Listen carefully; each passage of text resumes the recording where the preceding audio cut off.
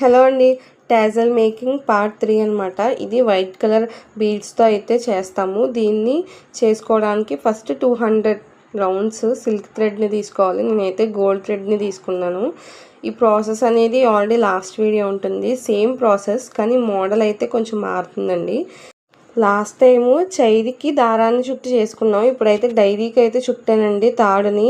Same 200 rounds తీసుకున్నాం కదా, దాన్ని డైరీకి ఇలా ట్యాజల్లో పెట్టుకొని ఫస్ట్ ఒక రౌండ్ అయితే మనకి జరీ థ్రెడ్తో చుట్టాలి. జరీ థ్రెడ్తో చుట్టిన తర్వాత వైట్ కలర్ బాల్ని అయితే మధ్యలో పెట్టి దాన్ని గమ్ పెట్టి స్టిక్ చేసేయాలన్నమాట. అటు ఇటు అసలు కదలకుండా ఒక 5 మినిట్స్ అయితే పట్టుకున్నాక దాన్ని మొత్తం ఆ వైట్ కలర్ బాల్ అంతా ఇంకా థ్రెడ్తో కవర్ అవ్వాలి. కవర్ అవ్వేలా చూసుకొని మళ్ళీ జరీ థ్రెడ్తో 2 knots అయితే వేసేయాలి. 2 రౌండ్స్ తిప్పి నాట్ వేసేసాక సేమ్ ప్రాసెస్, ఆ థ్రెడ్ని కట్ చేసేసుకొని మళ్ళీ పైకి కిందకి ఆ థ్రెడ్స్ని తీసి మళ్ళీ ఇంకొక బాల్ని మధ్యలో పెట్టి స్టిక్ చేసేయాలి. స్టిచ్ చేసేసాక అప్పుడు మళ్ళీ 2 రౌండ్స్ మళ్ళీ వేయాలన్నమాట. అలాగా 2 లేక 3 స్టెప్స్ కూడా చేసుకోవచ్చు, మనకి ఎన్ని నచ్చితే అన్ని స్టెప్స్ చేసుకోవచ్చు అండి. కానీ 2 స్టెప్స్ అనేది కొంచెం నీట్గా కనబడుతుంది శారీకి కుట్టేటప్పుడు కూడా.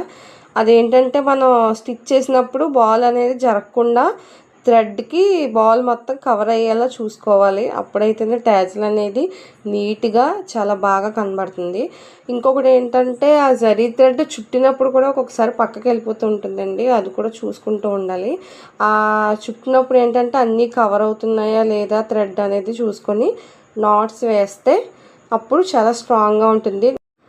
అలా థ్రెడ్ అయ్యే వరకు టాజిల్స్ చేసుకుని మనకి ఎన్ని కావాలితే అన్ని చేసుకుని లాస్ట్లో ఆ థ్రెడ్ ఇప్పేసేసి టాజిల్స్ అన్నీ బయటికి తీసేసుకోవడమే. ఇవి నేను శారీకి ఎలా కుట్టుకోవాలో కూడా నెక్స్ట్ వీడియోలో చూపిస్తానండి. నా వీడియో కానీ నచ్చితే లైక్ చేసి ఫాలో చేయడం మాత్రం మర్చిపోవద్దు. ముందు ఇటువంటి వీడియోలు చేయడానికి మీ సపోర్ట్ అయితే చాలా కావాలి, సపోర్ట్ చేస్తారని అనుకుంటున్నాను. వీడియో నచ్చితే లైక్ చేయడం మాత్రం మర్చిపోకండి. Thank you so much for your watching.